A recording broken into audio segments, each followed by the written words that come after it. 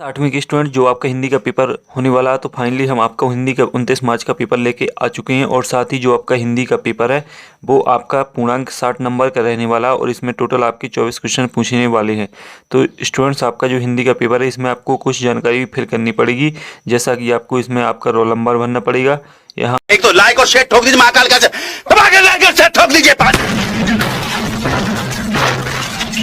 पूरा साल मेहनत करता हूं आपके लिए बेटा, ऐसा नहीं चलेगा, ऐसा नहीं चलेगा। आपको शाला का नाम, डाइस कोड, परीक्षा केंद्र का नाम, परीक्षा दिनांक, इस प्रकार से सभी प्रकार की जानकारी आपको अपने पेपर में भरनी पड़ेगी। और यदि आप अच्छे तरीके से भरते हैं तो आपकी कोई जो पेपर है उसमें कोई गलती नहीं होगी। और स्टूडेंट, जो आपका रोल नंबर वो आपको अच्छे तरीके से डालना है, क्योंकि यदि आप रोल नंबर को अच्छे तरीके से नहीं भरते हैं तो आपके जो नंबर है वो कट सकते हैं। और साथ ही स्टूडेंट्स, आप पूरा पेपर देख सकते हैं, हिंदी का है और जो 29 मार्च को आपका पेपर होने वाला है। तो स्टूडेंट्स, जो आपका ये पेपर है वो दिनांक 29 मार्च को होने वाला है, तो आप अच्छे तरीके से पढ़ के जाइएगा और साथ ही जो आपके क्वेश्चन है वो अच्छे तरीके से तैयार कर लें। तो स्टूडेंट, चलो देख लेते हैं हिंदी के पेपर का पूरा सॉल्यूशन और साथ ही संपूर्ण क्वेश्चन कौन कौन से आपके क्वेश्चन इस पेपर में दिए गए हैं और साथ ही 29 मार्च को कौन से क्वेश्चन आने वाले हैं। तो जल्दी से स्टूडेंट्स चैनल को सब्सक्राइब एंड वीडियो को लाइक जरूर करें। तो स्टूडेंट देख लेते हैं।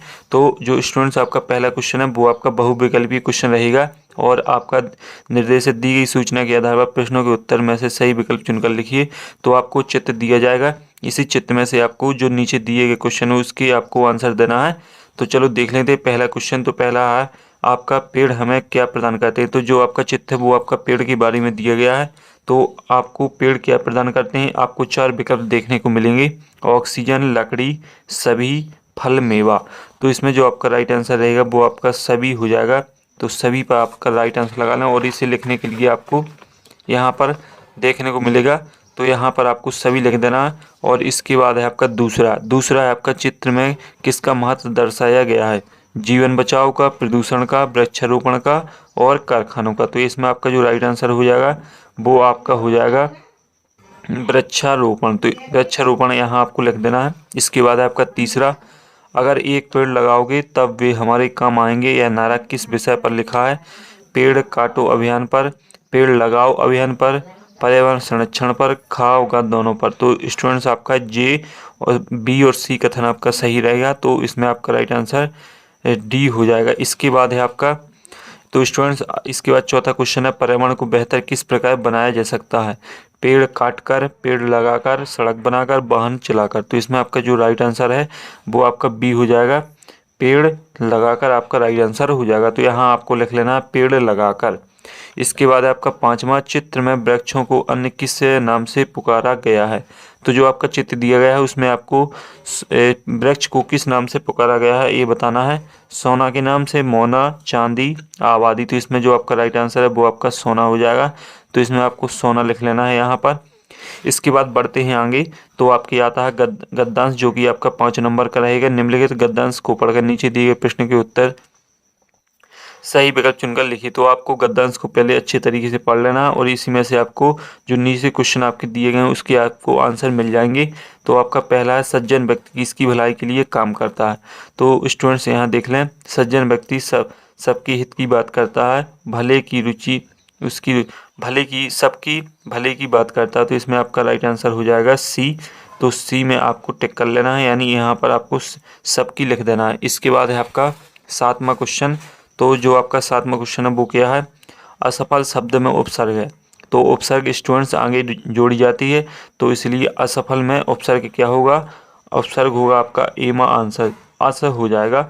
इसके बाद है आपका जीवट वाला में प्रत्यय क्या है। तो जीवट वाला में प्रत्यय क्या हो जाएगा, जीव, जी, ला और बाला। तो इसमें आपका राइट आंसर वाला हो जाएगा। इसके बाद है आपका 9वां क्वेश्चन, सज्जन शब्द का संधि विच्छेद। तो इसका राइट आंसर सत प्लस जन, सज्जन, साजन, सज्ज। तो इसमें आपका जो राइट आंसर है वो सत प्लस जन हो जाएगा।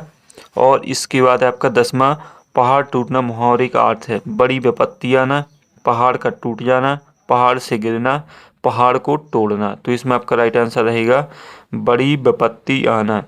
इसके बाद आते हैं आपके 11 से 20 तक क्वेश्चन, जो कि लघु उत्तरीय प्रश्न रहेंगे और आपके 3 नंबर के एक क्वेश्चन रहेंगे।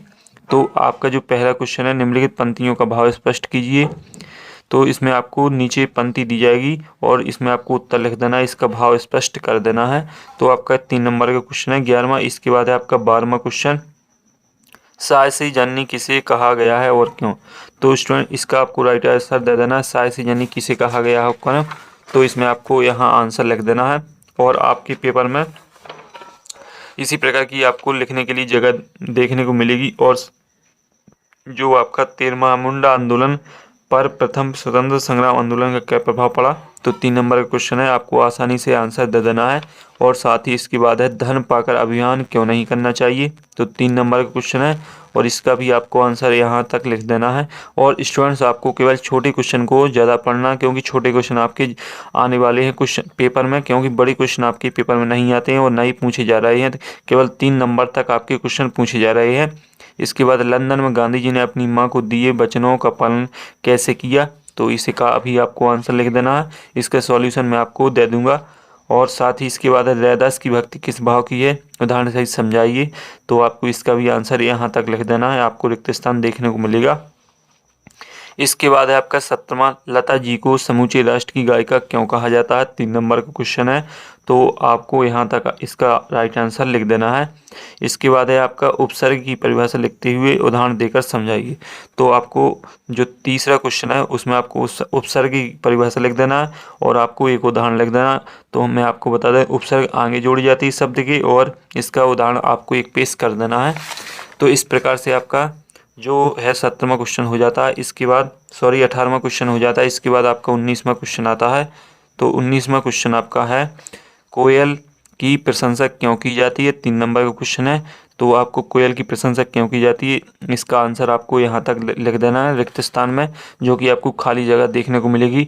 इसके बाद है आपका 20वां, गांधी जी की आदर्श ग्राम की कल्पना क्या थी। तो आपका 3 नंबर का यह क्वेश्चन रहेगा, तो आपको आसानी से इसका आंसर दे देना है।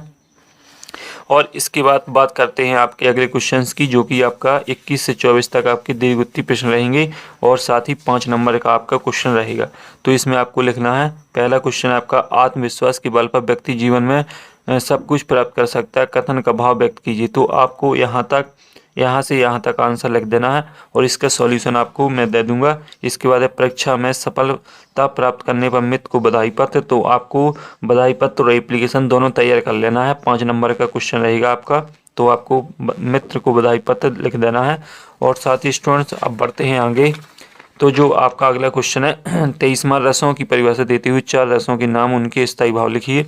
तो यहाँ पर आपको रसों के नाम लिख देना और उनके स्थायी भाव। तो स्टूडेंट्स आपने रस तो पढ़े ही होंगे। तो इस प्रकार से आपका 23वां क्वेश्चन रहेगा। और आपका 24वां है, पेड़ों की रक्षा करने के लिए बिश्नोई समाज के कार्यों का वर्णन करो। तो आपको कार्यों का वर्णन बिश्नोई समाज की जो पेड़ों की उन्होंने रक्षा की है, तो इस प्रकार से आपको लिख देना है।